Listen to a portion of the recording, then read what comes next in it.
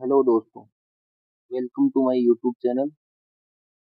आज हमने अटेम्प्ट किया है ओली बोर्ड का लाइव टेस्ट, जो कि एसएससी प्री का है, जो कि 7 और 8 जून को लाइव हुआ है। आज 8 जून है, मैं ये वीडियो रिकॉर्ड कर रहा हूँ। टेस्ट में मेरे मार्क्स आए 173, जो कि आप लोग देख सकते हैं। इसमें मेरे क्या है कि 47.5 एंड 47.5 आए क्वांटिटेटिव एप्टीट्यूड और इंग्लिश कॉम्प्रिहेंशन में, एंड जनरल अवेयरनेस और जनरल इंटेलिजेंस में है 45 और 33। टोटल हमारा बनता है 173। तो अभी हम इसमें डिस्कशन करने वाले हैं जनरल अवेयरनेस सेक्शन का और क्वांटिटेटिव एप्टीट्यूड टेस्ट। इन दोनों का हम डिस्कशन कंप्लीटली करने वाले हैं। तो चलिए स्टार्ट करते हैं क्वेश्चन नंबर फर्स्ट, जो कि हमारा जनरल अवेयरनेस का होगा। फर्स्ट नंबर 26 से स्टार्ट करते हैं। द मृदंगम प्लेयर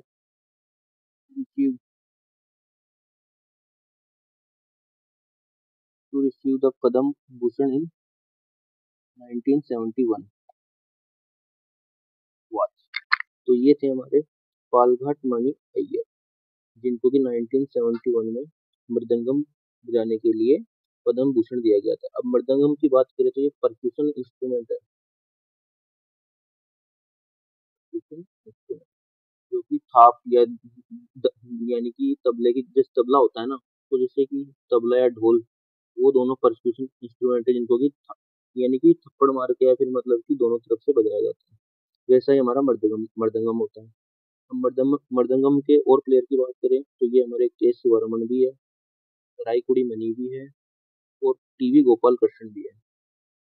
अगर बात करें इन तीनों की चारों की, तो ये हमारे हैं कार्नेटिक म्यूजिक के प्लेयर हैं। कार्नेटिक हिंदुस्तानी म्यूजिक को दो भागों में बांटा गया है, जिसमें कि इंडियन क्लासिकल है उसको हिंदुस्तानी, जो कि नॉर्थ में बजाया जाता है, कार्नेटिक जो कि साउथ। इस तरह से हमारा इसका टोटल क्लासिफिकेशन है।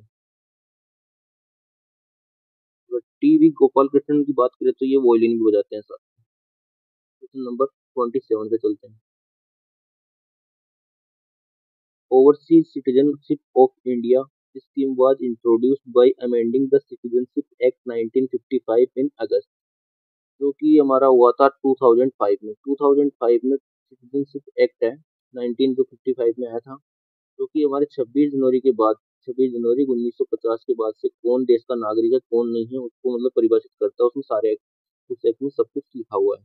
उसी में 2005 में अमेंडमेंट करके ओवरसीज सिटीजनशिप ऑफ इंडिया की एक स्कीम लॉन्च की गई थी। इसी के बारे में क्वेश्चन, क्वेश्चन नंबर 28 पे चलते हैं। Ranji trophy is associated with which sports. तो रणजी ट्रॉफी की बात करें तो क्रिकेट से एसोसिएट है। तो क्रिकेट की और ट्रॉफीज की बात करें, और ट्रॉफी हो जाएगी इसकी दुलीप ट्रॉफी, विजय हजारे, सैयद मुश्ताक, और बात करें तो ईरानी ट्रॉफी, ईरानी कप, दियोदर ट्रॉफी, और कर्नल सीके नायडू ट्रॉफी। तो सारी की सारी हमारे क्रिकेट से रिलेटेड है। क्वेश्चन नंबर 29 पे चलते हैं। नेक्स्ट क्वेश्चन,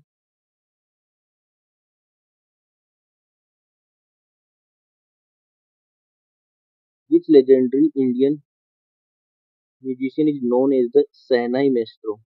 यानी शहनाई वादक के रूप में कौन से को जाना जाता है, ये बारे में पूछ रहा है, और उनको भारत रत्न भी प्राप्त हुआ है। देखा जाए तो हमारे बिस्मिल्लाह खान, उस्ताद बिस्मिल्लाह खान को हमारे शहनाई वादक के रूप में जाना जाता है। अगर इसी की तरह बात करें तो हरिप्रसाद चौरसिया, जिनको कि बांसुरी के जाना जाता है फ्लूट के लिए। रविशंकर, रविशंकर को सितार वादक है, उनकी वाइफ भी सितार वादक है। साथ ही में अगर जुबिन मेहता की बात करें तो जुबिन मेहता हमारे वेस्टर्न क्लासिकल जो म्यूजिक है उसके उससे रिलेटेड है। तो नंबर 30 पे चलते हैं। अपनी असाधारण संगमरमर नक्काशी के लिए प्रसिद्ध दिलवाड़ा मंदिर किस धर्म को समर्पित है।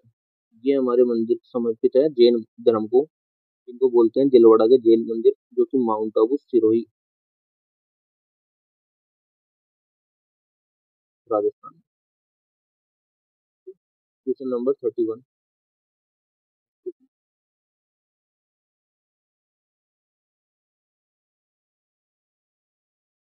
कौन सा युग्म सही सम्मिलित है? अगर नीरज चोपड़ा की बात करें तो नीरज चोपड़ा है जेवलिन थ्रोवर, जो कि ट्रैक एंड एथलीट फील्ड से है।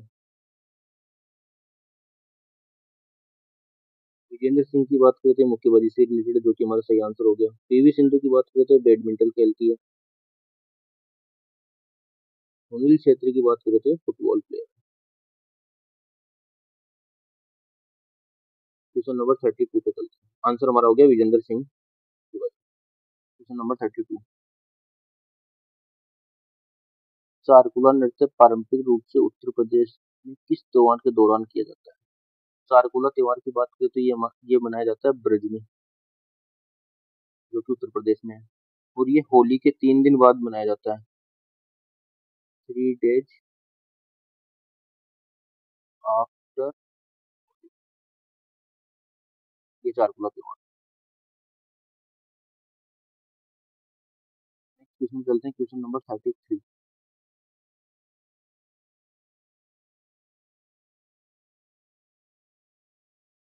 निम्नलिखित में से किस मंत्रालय ने भारत में पोषण अभियान या राष्ट्रीय पोषण मिशन की शुरू किया था? तो राष्ट्रीय पोषण मिशन की बात करें तो ये हुआ था लॉन्च एट ऑफ मार्च 2018 को।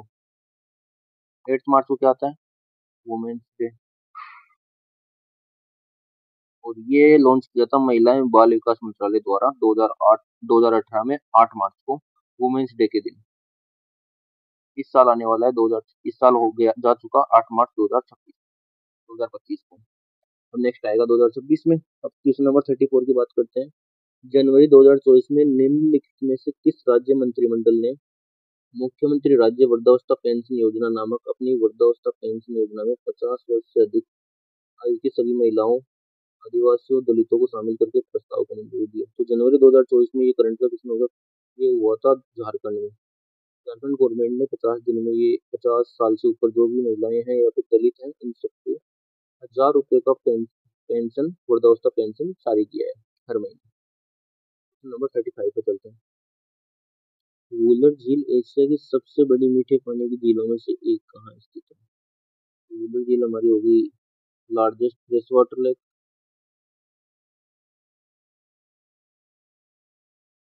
और ये स्थित है जम्मू एंड कश्मीर में। कश्मीर में जो वुलर लेक है वहाँ पे। 36 क्वेश्चन नंबर चलते हैं। गैब्रियल संश्लेषण का उपयोग किसकी तैयारी के लिए किया जाता है? गैब्रियल संश्लेषण की बात करें तो ये पूरी एक केमिस्ट्री की रिएक्शन है, जिसको मैंने यहाँ पे शो किया है।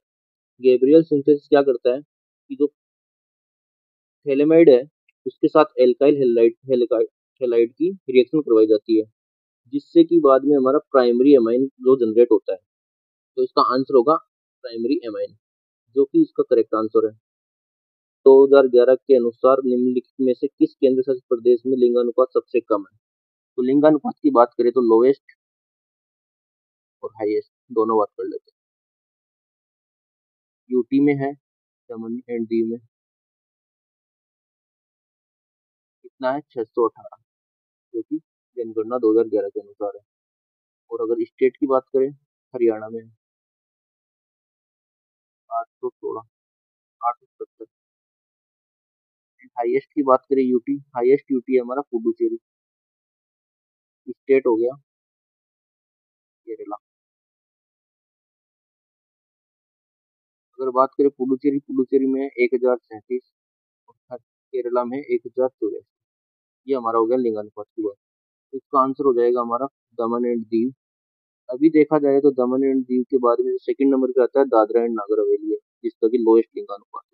तो अगर जिसने दमन एंड दीव वहां नहीं रहेगा तो आपको आंसर लगाना पड़ेगा दादरा एंड नागर हवेली, जो कि सेकंड नंबर का लोएस्ट यूटी है। नेक्स्ट क्वेश्चन चलते हैं, क्वेश्चन नंबर 38। 1857 के विद्रोह के दौरान लखनऊ में किसे नया नवाब घोषित किया गया? 1857 के अगर विद्रोह की बात करें तो नाना साहब थे कानपुर से। उन्होंने की रिवोल्ट में हिस्सा लिया था कानपुर से। अगर वाजिद अली शाह की बात करें तो ये बेगम हजरत महल के पति थे। तो इन दोनों का बेटा था बिरजिस कादर। तो बिरजिस कादर को यानी कि 1857 के जो विद्रोह के दौरान लखनऊ का नवाब घोषित कर दिया था। इसमें बेगम हजरत महल में। तो इसका आंसर हो जाएगा बिरजिस कादर, बिरजिस कादिर, जो भी बोलना चाहो इसको। क्वेश्चन नंबर 39 पे चलते हैं। निम्नलिखित में से कौन से 15 प्राकृतिक रूप से पाए जाने वाले धात्विक रासायनिक तत्वों के सदस्य हैं जिनकी परमाणु संख्या 57 से 71 के बीच में है? तो 57 से 71 की बात करें तो लेंथेनाइड है। और अगर इसमें 32 जोड़ देंगे तो हमारे आ जाएंगे एक्टेनाइड, जो कि 89 से लेके 103 तक है टोटल। 32 जोड़ेंगे तो लेंथेनाइड में तो एक्टेनाइड आ जाएंगे, और इसका आंसर हो जाएगा लेंथेनाइड। लेंथेनाइड जो कि 57 से लेके 71 की जो हमारा परमाणु संख्या है, एटॉमिक नंबर है, वहां तक हमारे लेंथेनाइड है। ये एफ ब्लॉक के मेंबर है। निम्नलिखित में से राष्ट्र कौन सा राष्ट्रीय उद्यान एक सींग वाले गैंडे की आबादी के लिए जाना जाता है? एक सींग वाले गैंडे के लिए काजीरंगा राष्ट्रीय उद्यान। काजीरंगा कहाँ पे है? काजीरंगा हमारा है असम में। बांदीपुर की बात करें तो ये कर्नाटका में है। जिम कार्बेट की बात करें तो ये उत्तराखंड में है। और गिर की बात करें तो ये गुजरात में है। और आंसर हो गया हमारा काजीरंगा। नेक्स्ट क्वेश्चन 41 की बात करते हैं। भारतीय कृषि में व्यापक रूप से देखी जाने वाली बेरोजगारी का प्रकार कौन सा है? तो अगर भारतीय कृषि में बात करें तो यहाँ पे होती है हमारी डिस्गाइज, जो प्रच्छन्न बेरोजगारी है वो, जिसमें होता ये है कि जो मार्जिनल मार्जिनल प्रोडक्टिविटी है ना, वो जीरो रहती है। कैसे? जैसे कि किसी काम को करने के लिए जैसे 5 आदमी चाहिए, लेकिन कृषि क्षेत्र में क्या होता है, जैसे घर के पूरे सदस्य जुड़े हुए रहते हैं। अगर 10 लोग हैं, 10 भी उसी में काम कर रहे हैं, यानी कि अगर 5 का जो काम होने वाला तो उनकी मार्जिनल प्रोडक्टिविटी हो रही थी, लेकिन जो एक्स्ट्रा 5 आ रहे हैं उनकी मार्जिनल प्रोडक्टिविटी जीरो है, तो वो हो रही है पर्सनल बेरोजगारी। यहाँ बेरोजगारी। अगर आंशिक की बात करें तो यहाँ पे क्या होता है कि जैसे कोई एम्प्लॉयड है, लेकिन वो फुली एम्प्लॉयड नहीं है, पार्शियल टाइम के लिए, जैसे कि फुल वर्किंग आवर्स नहीं है उसके, 2 या 3 घंटे के लिए वो यहाँ पे बेरोजगारी हो रही है। यानी 2-3 घंटे के लिए दिन में वो काम पे लगा हुआ है, उसके बाद में वो फ्री है, तो वो बेरोजगारी है। संरचनात्मक की बात करें तो यहाँ पे स्किल्स में डिफरेंस आ जाता है, या तो टेक्नोलॉजिकल एडवांसमेंट की वजह से, अभी कोई जैसे दूसरा कोर्स किया लेकिन उसने जॉब दूसरी ले ली हो। अगर चक्रीय की बात करें तो ये हमारे होती है जैसे सीजनल हो गई। जैसे कभी कभी क्या होता है, जैसे कोई एक मतलब कि अपनी इकोनॉमिक्स में थोड़ा सा मतलब कि मार्केट थोड़ा नीचे की साइड में, तो कंपनियां क्या करती है, लोगों को निकालना स्टार्ट कर देती है, लेकिन जब वापस से मार्केट अप जाता है, कंपनियां लोगों को वापस लेने लग जाती है। उसी को बोलते हैं चक्रीय बेरोजगारी। बात करते हैं क्वेश्चन नंबर 42 पे।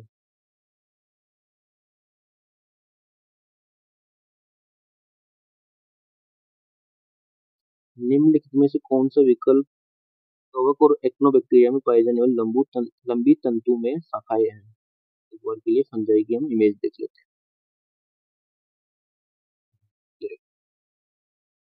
इसमें बात करें, जैसे कि हमारे 4 पार्ट हो गए। हाइपी हो गई, जो कि हमारा तंतु है, जो कि पूरा ही जो मतलब कि एक तंतुनुमा संरचना हो गई, ब्रांच है, वो हम हाइपी बोलते हैं इन सबको। इनके जो नोड्स होते हैं, एक बार के लिए पहले बोलते हैं, इनके जो नोड्स हो गए, इन नोड्स को जैसे कि दो मतलब सेल्स है ना, वो आपस में जुड़ी हुई है, उस पार्ट को बोलते हैं सेप्टा। तो ये जो टुकड़ा है बीच का, उसको सेप्टा बोल देंगे। वो स्पोर हमारे होते हैं इसमें छिद्र, जो कि हमारे काम करते हैं जिसमें प्रजनन वगैरह के लिए और रेस्पिरेशन के लिए भी काम करते हैं। ये सब हमारा इसका पार्ट हो गया। क्वेश्चन नंबर 43 पे चलते हैं।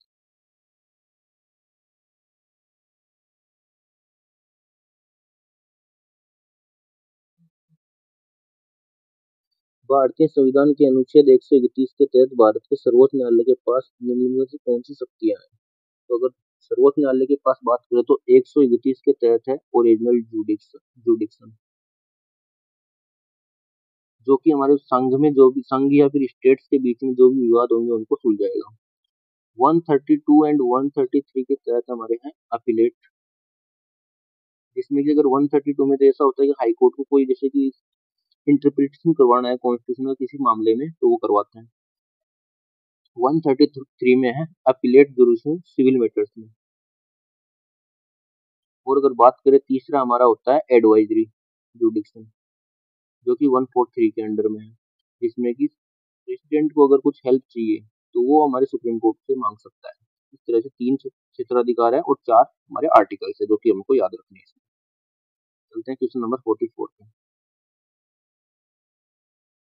निम्नलिखित में से कौन सी लोएस्ट बेल्ट छत्तीसगढ़ के बस्तर जिले में बेलाडीला पर्वत श्रृंखला में पाए जाने वाले उच्च श्रेणी के हेमेटाइट के लिए जानी जाती है? तो बस्तर और छत्तीसगढ़ वाला है तो ये हमारा हो जाएगा दुर्ग बस्तर चंद्रपुर क्षेत्र, इसमें की ये बेल्ट पाई जाती है जहाँ पे की लोएस्ट आयरन है।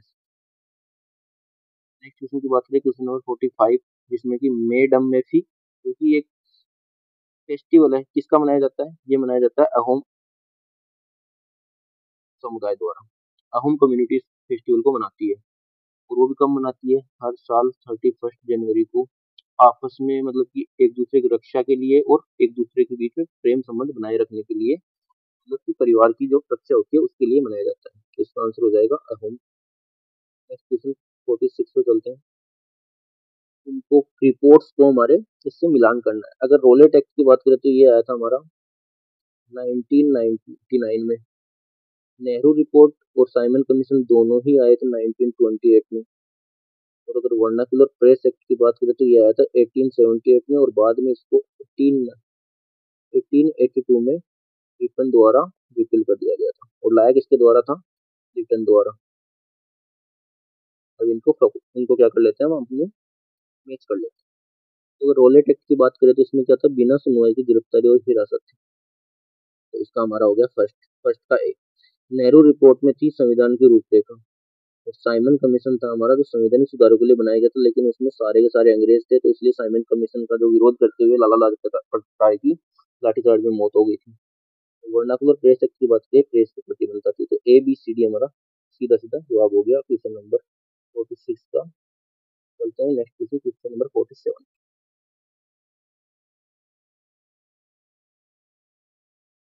समुद्र गुप्त की प्रयाग प्रशस्ति निम्नलिखित में से किसने लिखी?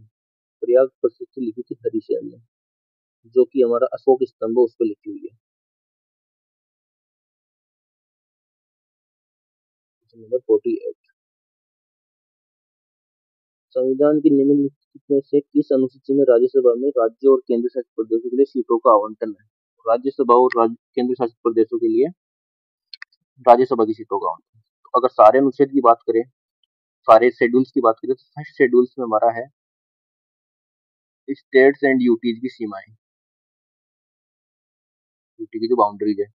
अगर दूसरे की बात करें तो सभी जो गवर्नमेंट मतलब कि हमारे जैसे राष्ट्रपति हो गई और नेता जो भी हैं उनके पेमेंट्स एंड उनकी ओथ, जो भी हमारे गवर्नमेंट अधिकारी है उन सबकी ओथ एंड पेमेंट्स के बारे में लिखा हुआ है। थर्ड हमारा है, सेकंड में पेमेंट्स के बारे में, थर्ड में ओथ के बारे में। फोर्थ में हमारा जो भी राज्यसभा में सीटों का आवंटन होता है उसके बारे में। फिफ्थ शेड्यूल में हमारा,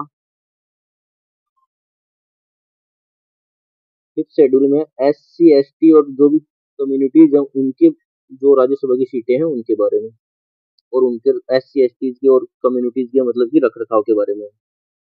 सिक्स में है हमारा जो चार स्टेट्स है, असम, मिजोरम, त्रिपुरा और मेघालय। इन चार स्टेट्स में जो S C S T and जो भी कम्युनिटीज है उन सबके देखभाल के बारे में। सेवंथ में है हमारा तीन प्रकार के विषय हैं जो कि राज्य कुछ मतलब कि जो स्टेट के, कुछ सेंटर के और कुछ मिक्स्ड विषय जो कि बांटे हुए हैं। एट्थ में हमारी लैंग्वेज है। नाइन्थ शेड्यूल में कुछ ऐसे विषय हैं जिनके ऊपर जुडिशियल रिव्यू नहीं हो सकता। और टेंथ में हमारा है जो कि इसको बोल सकते हैं मतलब कि एक तरीके दल बदल वाला कानून, दल बदल लो है, जिसमें कि पार्टियां अपने मतलब कि हित में काम करती है। इलेवेंथ में हमारी पंचायत है। ट्वेल्थ में हमारी है म्यूनसिपलिटीज। इस तरह से हमारा इसका आंसर हो जाएगा। अगर ये पूछ रहा है कि जो राज्यसभा में राज्यों का, तो ये हमारा होता है राज्यसभा में फोर्थ अनुसूची में, फोर्थ शेड्यूल में हमारा इसका आंसर होगा। क्वेश्चन नंबर 49 पे चलते हैं।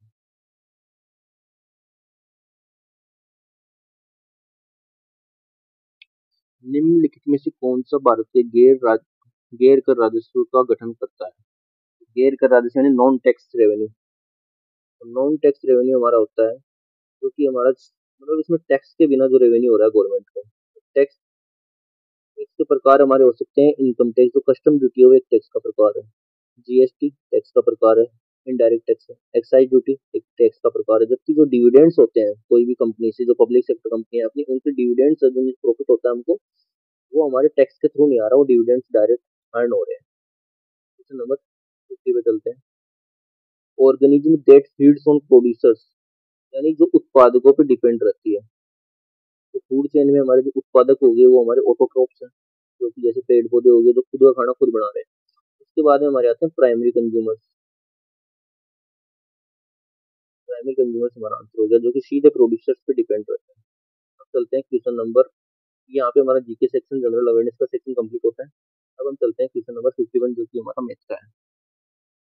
इसमें क्वेश्चन पूछ रहा है, if some violet colour candies are added, यानी कि यहाँ पे 5 कलर दे रखे हैं, उनके अलावा वॉयलेट कलर की कैंडीज ऐड करनी है।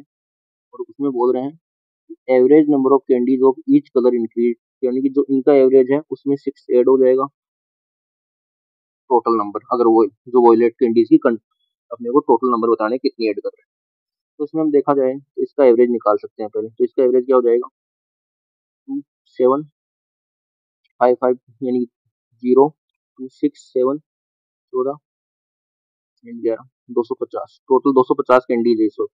इनका एवरेज हमारा इस वक्त हो रहा है, अभी इसका एवरेज हो रहा है 50। अब ये बोल रहा है कि हर एक में 6 ऐड करने हैं, तो 5 6 × 5 तो ये हो गए। जो लास्ट हमारी जो वॉयलेट वाली है उसमें उसका एवरेज में 50 होना चाहिए, 50 तो वो होंगे, 6 ये हो जाएंगे, 6 यानी 50 प्लस 6 × 6 ऐड होंगे। टोटल ये है वॉयलेट कैंडी, तब जाके हमारे टोटल नंबर में 6 ऐड हो जाएंगे। तो इसका आंसर हो जाएगा 36 हो गया, तो 86 आंसर है इसका। क्वेश्चन नंबर 51 का आंसर हो गया 36। नेक्स्ट क्वेश्चन पे चलते हैं, question number 52।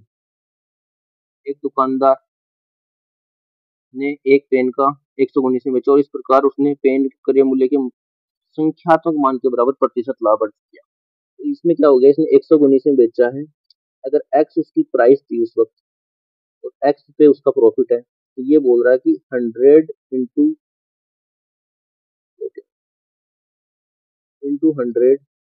Equals equals to x% हो रहा है, ये ऐसे बोलना चाहता है। अब इसमें हम ऑप्शन रख के देख सकते हैं डायरेक्ट। इसमें अगर 60 रखते हैं तो इसको 119 को हम एक बार के लिए 60 120 मान सकते हैं, जिससे कि हमारा आंसर बहुत इजीली सोल्व हो सकता है। तो इसमें अगर 60 आता है तो 100% का आता है इस तरफ, जबकि नॉन इक्वल हो जा रहा है। सेकंड ऑप्शन पे जाते हैं 80 पे। 80 पे हमारा होता है 40/80, जो कि गलत है। 80/100 गलत हो गया, ये भी मैच नहीं हो रहा। तो 50 की बात करते हैं, तो 50 हमारा हो जाएगा 70/50 एंड 50, ये भी नहीं हो रहा। लास्ट हमारा 70 बचता है, 70 पे आता है, 50 ऊपर बचा, नीचे 70, इधर 70/100। इसमें अगर भाग जाता है तो ये आ जाएगा लगभग 0.7 के आसपास, और ये भी 0.7। तो ये हमारा आंसर अप्रोक्सीमेटली सेम हो रहा है, जो कि हमारा ऑप्शन हो गया ऑप्शन डी। नेक्स्ट क्वेश्चन देखते हैं, क्वेश्चन नंबर 53। कॉम्प्लीमेंट्री एंगल्स पूछ रहा है एक्स एंड वाई के। तो अगर इसी को हम इधर एक्सटेंड करें तो हमारा क्या हो जाएगा, ये हो गया हमारा साइक्लिक साइक्लिक क्वाड्रेट। अगर इसका एंगल देखा जाए तो आमने सामने के दोनों एंगल्स का एडिशन हमारा होना चाहिए 120 साइक्लिक के लिए, तो इसका हो जाएगा 180 होता है, तो ये हो जाएगा 120। अगर ये दोनों एक ही, मतलब एक तो इस सेंटर पे है, एक इसके सरफेस पे है, तो इसका ये हो जाएगा हाफ, तो ये 60 हो जाएगा। अब एक्स एंड वाई क्या हो जाएंगे, ये 60 ये 60 ये हो जाएंगे, तो ये टोटल 120 हो गया, जबकि होना कितना चाहिए 360। एक्स एंड वाई कितना हो जाएगा,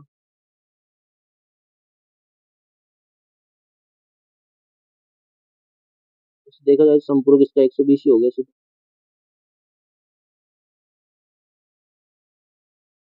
360 में से सॉरी बात कर दिया।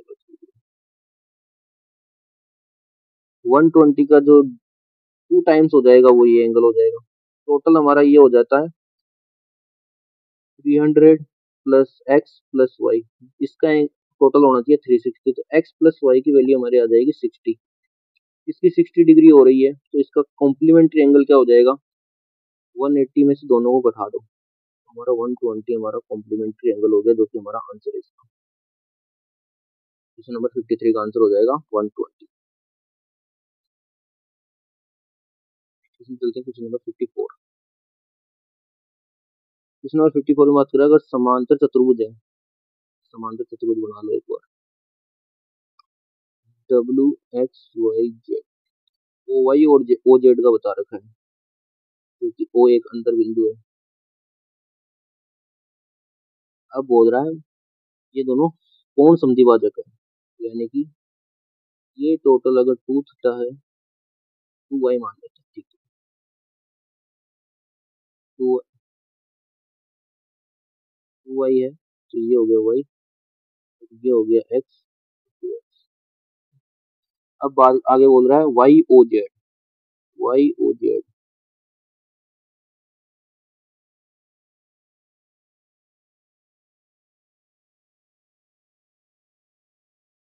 वाई ओ जेड की इसने वैल्यू दी है 85। अब आगे बोल रहा है डब्ल्यू की वैल्यू है 74।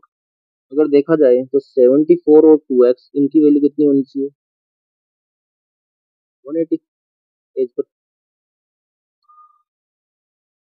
समांतर चतुर्भुज। तो अगर 74 और 2x की अगर ये देखी जाए तो x की वैल्यू कितनी हो जाएगी, 90 माइनस 37, यानी कि 53। ये हो गया x की वैल्यू। अब पूछ रहा है ओ जेड डब्ल्यू तो हमारा हो गया 53। दूसरा पूछ रहा है ओ वाई एक्स, तो इसके लिए भी हमारा क्या हो जाएगा, अगर ये 53 है, ये 74 है, तो ये भी 74 हो जाएगा, ये 74 हो गया, तो इसका आंसर हो जाएगा 37। अब 37 ये वाई है, वाई और एक्स का हमारा एडिशन पूछ रहा है, तो 53 और इसका एडिशन हो जाएगा 90 डिग्री, जो कि हमारा आंसर हो गया क्वेश्चन नंबर 54 का।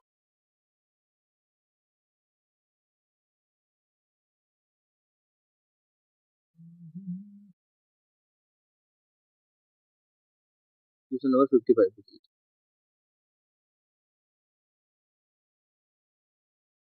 ये किसी में थोड़ी सी गलती है कि ये यहाँ पे जो हिंदी में गलती है, ये 2000 रुपये का कुछ नहीं है, इसमें डायरेक्ट दे रखा था आंसर, तो इंग्लिश में कन्वर्ट करते हैं तो इसका सही इंग्लिश में इसका है कि हाईलाइटर और पेंसिल कुछ खरीदे हैं दुकान से, जिनका 180 में खरीदे हैं।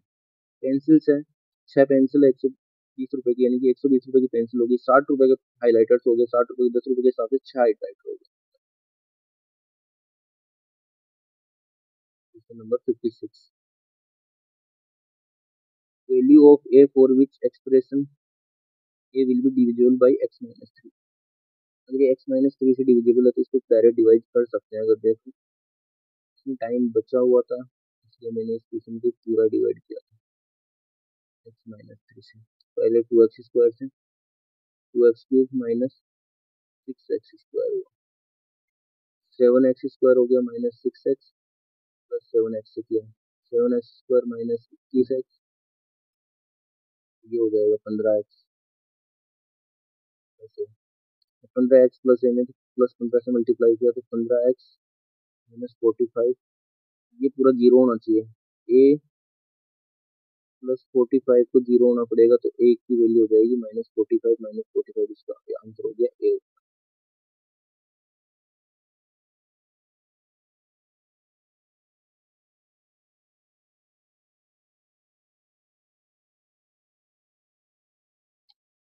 इसका लास्ट में पूछ रहे तो इसको अगर हम देखें तो ये है 5a² माइनस 3 का स्क्वायर बटे 5a+3 का होल स्क्वायर। अगर इसको देखा जाए तो इसको 5a-3, a plus B A minus B में लिख सकते हैं।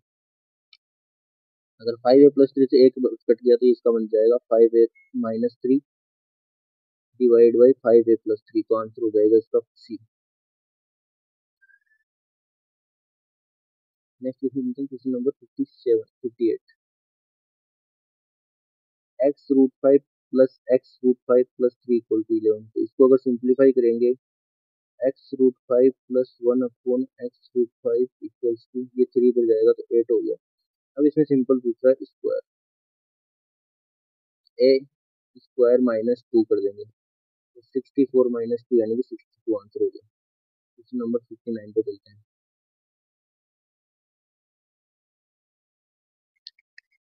To finish a project efficiency दे रखी है पी, क्यू और आर की। तो अगर पी स्टार्ट करता है काम तो टोटल काम 12 दिन में हो रहा है, तो पी टोटल 12 दिन काम कर रहा है, पी की एफिशिएंसी 6 और इंटू 12 से काम हो रहा है, प्लस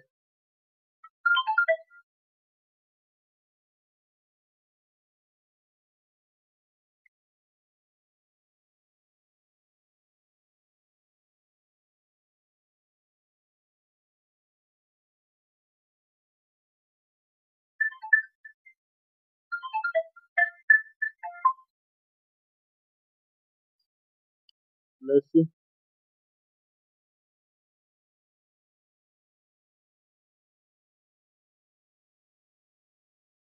क्वेश्चन नंबर 59 की बात करें तो इसमें टू फिनिश प्रोजेक्ट एफिशिएंसी दे रखी है 4, 6, 5 और पी स्टार्ट कर रहा है काम को, उसके 4 दिन बाद काम कर रहा है आर, और उसके 4 दिन बाद ज्वाइन कर रहा है क्यू, और फिर दे रखा है टोटल 12 दिन में काम हो रहा है। टोटल 12 दिन में काम हो रहा है मतलब पी से स्टार्ट हो रहा है तो 4 की एफिशिएंसी 12 में काम हो रहा है, प्लस फिर आर ने इसके 4 दिन बाद ज्वाइन किया तो आर की एफिशिएंसी है 5, और इसके 4 दिन बाद काम किया तो 8 दिन काम करेगा, प्लस बच गई इसकी एफिशिएंसी 6, उससे इसने लास्ट के 4 दिन काम किए। अब ये टोटल वर्क है अपना। अब ये बोल रहा है टोटल वर्क को पी कितने दिन में कर देगा, तो पी की एफिशिएंसी है 4 एंड टाइम देख लेते हैं इसकी। 4 से डायरेक्ट डिवाइड करेंगे तो 12 प्लस 10 प्लस 6 यानी कि 28 डेज में टोटल हमारा पी है वो अकेले काम कर लेगा इसका। क्वेश्चन नंबर 60 की बात करते हैं। There are two numbers A and B such that average of 2a and 3b is 5 है। अगर एवरेज 5 है तो दोनों का एडिशन कितना हो जाएगा, 10। 10 ही होगा। अगर इसको इधर लेके जाते हैं 3b इक्वल्स टू 8 है। अब ये पूछ रहा है value of B, value of B पूछ रहा है जो कि ए से कितना मल्टीप्लाई है, तो ये वैल्यू ऑफ बी होगी ए की 8/3। आंसर हो गया option number C. Question number 61 पे चलते हैं। Train of length 720 metre can cross a long tunnel in 40 years. इन दोनों का एडिशन कितना हो जाएगा, ट्रेन 500 प्लस 1200 मीटर की टोटल है, 48 सेकंड में कर रही है, ये इसकी स्पीड हो गई ट्रेन की।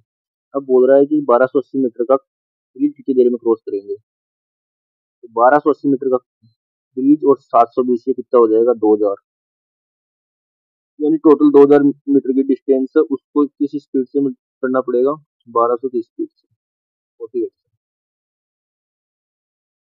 80 सेकंड टोटल आंसर हो गया। आंसर नंबर क्वेश्चन नंबर 61 का answer A 80 second. Question number 62 पे चलते हैं। सिंप्लीफाई करना है, तो सिंप्लीफाई करना है तो √676 का हो जाएगा 26 प्लस 480 माइनस 20% करना है तो 1/5 करना है यानी कि 600 divide by 18 divide by 7 9/14 into 17 divide by 3। अगर इसको डिवाइड करेंगे 3 ये हो जाएगा, तो सिर्फ इसी सेक्शन को लेते हैं हम नीचे तो ये हो जाएगा 18 divide by 7 into 14 divide by 3, ये हो जाएगा 12। नीचे आ गया 12। ऊपर ऊपर अगर मल्टीप्लाई करना चाहे तो कर सकते हैं, बाकी डायरेक्ट भी हटा सकते हैं इसको। 6 से 3 बार जाएगा, 2 से 13 बार जाएगा, 12 से 40 बार, 12 से 50 बार, ये हो जाएगा -10।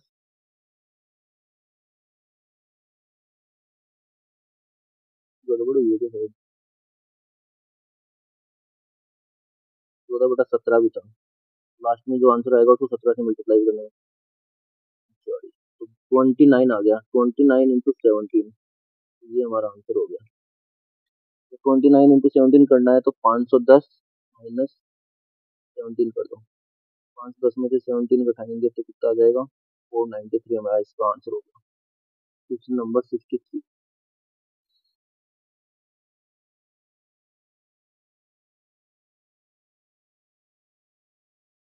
Find the value of sine pi by four, sign to pi by four, sine three pi by, sine four by four, यानी साइन पाई की वैल्यू जीरो, तो जीरो से मल्टीप्लाई होकर सारा जीरो हो जाएगा। क्वेश्चन नंबर 64 पे चलता है।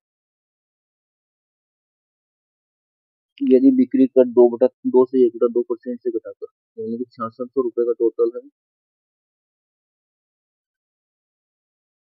उसमें से पहले था 2 से 1/2 यानी कि 5/2, डिवाइड बाई 2, उससे घटाई कितना कर दिया 6/3, तो 7/3,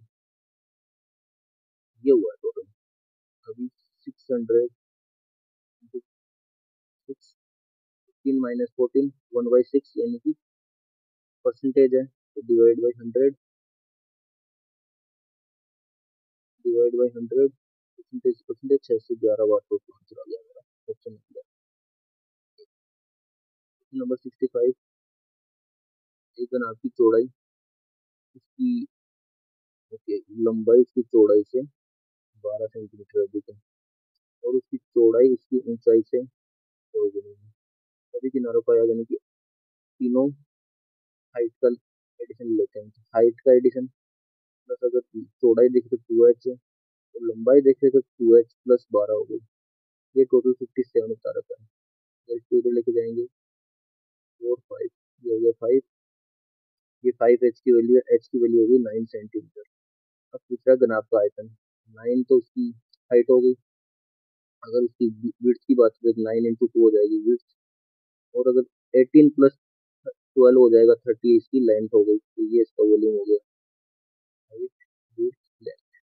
अब इसको अगर मल्टीप्लाई करेंगे 81 × 6, ठीक है,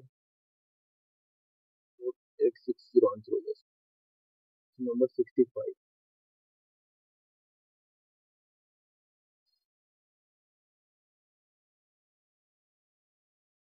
45 रुपए की धनराशि को 2 भागों में इस प्रकार विभाजित किया जाता है कि प्रतिवर्ष साधारण ब्याज की दर, जैसे कि एक, इसको एक्स और वाई दो हिस्सों में डिवाइड किया गया। अब बोल रहे हैं एक्स हिस्से पे 12% का और वाई हिस्से पे 15% का बराबर होगा, ये बेसिक हो जाएगा 3 4 3 5, X by Y equal to हो जाएगा 5/4 इसका। अगर इसका बात करें, इसको अगर जैसे कि अगर टोटल 9 की वैल्यू होगी, टोटल 9 में से अगर डिवाइड करें तो 500 यानी 2500 तो एक्स हो गया, एंड 2000 हो गया वाई। ये टोटल इसकी वैल्यूज आ गई। अब देखिए तो इसमें पूछ रहा है 2 वर्ष बाद प्रत्येक भाग पर मिलने वाला हिस्सा, 2 वर्ष में 2000 और 15% के हिस्से से कितना हुआ 600 रुपये हमारे 2 वर्ष के प्रत्येक, यानी 600 रुपये 2 2 साल में लगेंगे, यानी एक साल के 300 रुपये दोनों के लगेंगे।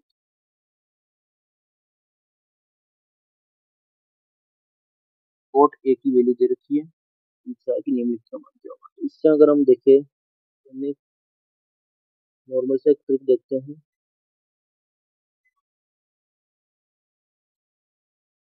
ये वाला, जिसमें कि ये साइन है, ये कोस को ऐसे डिनोट करते हैं। तो अगर ये देखा जाए तो ये लंब और आधार अपने को दे रखा है। अब अपने को हाइपोटेनस निकालनी है। हाइपोटेनस क्या हो जाएगी, √3 × 9 + 4 √13 हो जाएगी। अब देखें तो हमारे जो साइन और कोस है दोनों में ही, तो यानी हाइपोटेनस की जरूरत ही नहीं पड़ेगी, दोनों ही क्रॉस आउट हो जाएंगे। 15 × साइन स्क्वायर में हो जाएगा, साइन स्क्वायर में काम आएगा,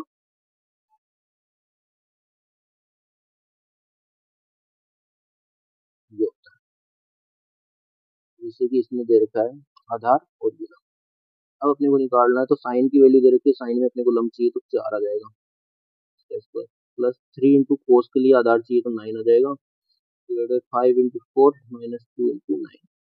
इसको देखो 7 27 यानी कि 87, डिवाइड हो जाएगा 20 - 18 यानी कि 2, तो आंसर हो गया हमारा option number D. Option number 68 की बात करते हैं। किसी व्यक्ति द्वारा दी गई अवधि में किराए पर कुल व्यय, किराए पर कुल व्यय ये है हमारा, किराए पे कितना हो गया 8 2 6 2 10 16 21 30, 3 × 3 × 3 × 3 17 आ गया हमारा रेंट। और अगर उसके बाद क्या बचा खाने पे, भोजन पे, तो खाने पे हमारा टोटल कितना हो रहा है, 8, 1 2 5 9, ये हो गया हमारा 16 पॉइंट, ये हमारा हो गया फूड पे। और ये 17 रुपये 16 अगर इसका हम 1% निकालते हैं तो 1% कितना हो जाएगा, 16.98, जो कि हमारा इक्विवेलेंट है 17 के। तो हमारा जो भोजन का फूड है उसका 1% हमारा रेंट हो रहा है टोटल, तो इसका आंसर हो जाएगा 1%।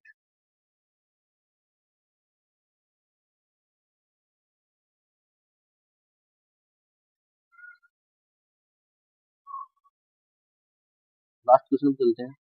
इसमें अगर देखा जाए तो A plus B, A plus C, B plus C equal to C C, तो ये तो देखा जाए तो अगर हम एक रेंडम नंबर्स की बात करें तो ये सारे ही पॉसिबिलिटी सेम हो जाएंगे। अगर इसको ओड वन आउट करना हो ना तो इन तीनों में आंसर सेम हो रहा है। तो 3 अगर आंसर नहीं हो सकते तो एक आंसर तो होगा जिसमें कि हमेशा ये बराबर होगा। अगर इसमें पॉसिबिलिटी वैसे भी देखनी है तो एक एक एक तीनों वैल्यू डाल के देख लो, एक प्लस यानी कि 9 हो जाएगा। और इधर देखोगे तो 1 प्लस कितना हो जाएगा, 3, और इसका स्क्वायर। इस तरह से इसका आंसर निकाल सकते हो, वैल्यू पुट करके भी और वैसे डायरेक्ट देख के भी आंसर हो जाएगा इसका। क्वेश्चन नंबर 70 की बात करते हैं। 3 cosec square theta plus 7 cot square theta equal to 1। अगर कोसेक स्क्वायर थीटा की बात करें तो इसकी वैल्यू होती है 1 plus cot square theta plus 7 cot square theta equal to 13 बोल रखा है। तो यहाँ से 3 जाएगा इधर, कितना हो गया 10। इधर से 3 एंड 7 कितना हो गया 10 कोट स्क्वायर थीटा। अगर कोट स्क्वायर थीटा की वैल्यू निकालें तो यहाँ पे आ जाएगी 1, और कोट की वैल्यू 1 आती है 45 की रेट। 45 इसका आंसर होगा। क्वेश्चन नंबर 71 पे चलते हैं। ए का वेतन बी के वेतन से 20% अधिक है। ए की और बी की इनकम की बात कर लेते हैं पहले। इनकम हमारा है ए का वेतन बी के वेतन से 20% अधिक है, तो बी का वेतन से। और अगर इनके एक्सपेंडिचर की बात करें, एक्सपेंडिचर हमारा है बी का वे ए के वे से, ये दे रखा है। अगर इन दोनों की अब बोलते हैं कि बी का वे ए की बचत का, तो बी का एक्सपेंडिचर कितना है, इसको हम वाई की नोट्स में लिख लेते हैं, इसको एक्स की नोट्स में लिख लेते हैं। तो अगर बी का अगर हम एक्सपेंडिचर देखें तो 5y है।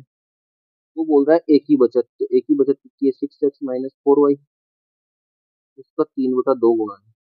इससे एक हमारे को एक्स और वाई में कनेक्शन मिल जाएगा। तो उससे क्या निकलेगा हमारा, 10y equals to 18x minus 12y। अगर इसको और करते हैं तो 22y equals to 18x, X बटे वाई की वैल्यू हमारे आ रही है 11/9। ये सीधा सीधा 9 डायरेक्ट हो गया। अब बोल रहा है एक की बचत, तो एक की बचत कितनी है, 6x माइनस 4y। अब इसको अगर टर्म्स में डिवाइड करें तो ये हमारी आदत है कितनी, 6 into 11 माइनस 10 into 4, यानी कि 30 इसके यूनिट्स आ रहे हैं।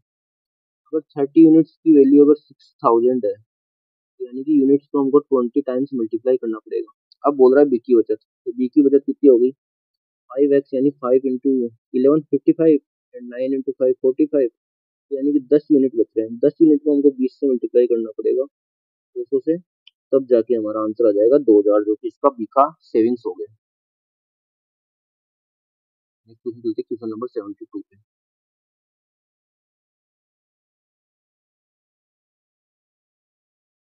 एक साथ 3 व्यक्ति पी क्यू आर में 82,000 रुपए का निवेश किया, तो P plus Q plus R की वैल्यू हमको देगी 82,000।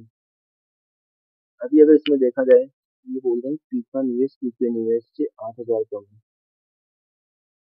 और क्यू का निवेश आर से 12,000 अधिक है। यहाँ से हम तीनों की वैल्यू निकाल सकते हैं। जैसे कि हमको पी की वैल्यू रखी क्यू, 3 क्यू टोटल आएगा हमारा, माइनस 8,000 जो कि पी की वैल्यू है, माइनस 12,000 जो कि आर की वैल्यू हो जाएगी। तो ये तीनों की वैल्यू कितनी है, 82,000। यहाँ से 3 क्यू की वैल्यू निकाल सकते हैं हम, ये 20 हो गया तो 102, 3 से डिवाइड कर देंगे,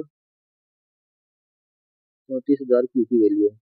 इससे हम पी की वैल्यू निकाल सकते हैं 26,000, आर की वैल्यू निकाल सकते हैं 22,000। पी की आर तीनों की वैल्यू आ गई। अब हमको कुल प्रॉफिट दे रखा है, कुल प्रॉफिट दे रखा है, इसको डिवाइड करते हैं, इनके रेशो निकाल लेते हैं। रेशो निकालेंगे तो कितने निकल जाएंगे, 17, 13, 11। इन तीनों का अगर एडिशन करते हैं तो कितना आ जाता है 41। और निकालना किसका है, पी का वैल्यू, तो पी का है 13। इसको अगर पूरा डिवाइड करेंगे तो हमारा आएगा 34,280, हमारा आंसर आ जाएगा इसका। क्वेश्चन नंबर 73 की बात करते हैं। ये मैंने ऑलरेडी सोल्व कर लिया ना, पेपर दे चुका हूँ ऑलरेडी, आपको पर्टिकुलरली सोल्व करना पड़ेगा। इसमें बोल रहा है एस टी यू की समकोण,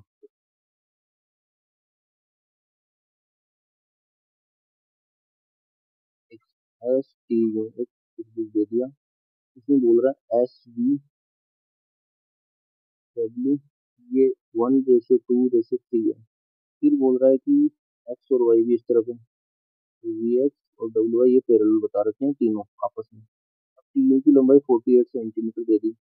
ये टोटल कितनी होगी, 1, 2, 3, ये 6 की वैल्यू है, 6 यूनिट की। तो यहाँ पे 3 यूनिट्स की वैल्यू कितनी हो जाएगी, 8 × 3 24, मल्टीप्लाई 8 हो रहा है ना यूनिट से, जैसे ही 8 से मल्टीप्लाई हो जाएगा तो इसका आंसर हो जाएगा 24 प्लस, ये हमसे पूछ रहा है वी एक्स और डब्ल्यू वाई, तो दोनों की वैल्यू हो जाएगी 20 + 8, 24 + 8, ये 32 आंसर होगा।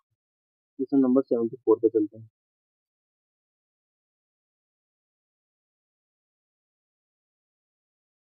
एक वृत्त का क्षेत्रफल ज्ञात कीजिए, इसकी अधिकतम त्रिज्या x सेंटीमीटर है और x-3 सेंटीमीटर चौड़ाई वाले एक आयत में अंतरित है। तो आयत हमारा x-3 सेंटीमीटर चौड़ाई का है, तो इसके अंदर अंतरित होना है, इसको भी पूरा जो इसका व्यास है, डायमीटर है, वो हमारा x-3 के बराबर रखनी पड़ेगी। तो r कितनी हो जाएगी, x-3/2 हो जाएगी। तो इस रेडियस की मैक्सिमम इसमें फिट हो सकता है, इस रेडियस के लिए पाई आर स्क्वायर लगाएंगे तो आंसर हमारा बन जाएगा option number B, question number 44। 74 answer हो गया option number B. Question number 75 पे चलते हैं। कौन सबसे बड़ी है, 10⁴, 24⁴ एंड 60⁴12। अगर देखा जाए तो 4, 6 और 12 का हमको एलसीएम ले लेना चाहिए। एलसीएम हमारा होता है 12, इन सबकी 12 पावर कर दो, फिर करा दो। तो 12 पावर करेंगे 10⁻³ बन जाएगा, ये बन जाएगा 24⁴, ये 60⁴1। इसमें सबसे बड़ा कौन सा हो गया, ये 1000, ये हमारा 576 है और ये 60 है, तो सबसे बड़ा हमारा नंबर हो जाएगा 10⁻⁴। ये था हमारा आज का सॉल्यूशन। ये भी स्कोर कार्ड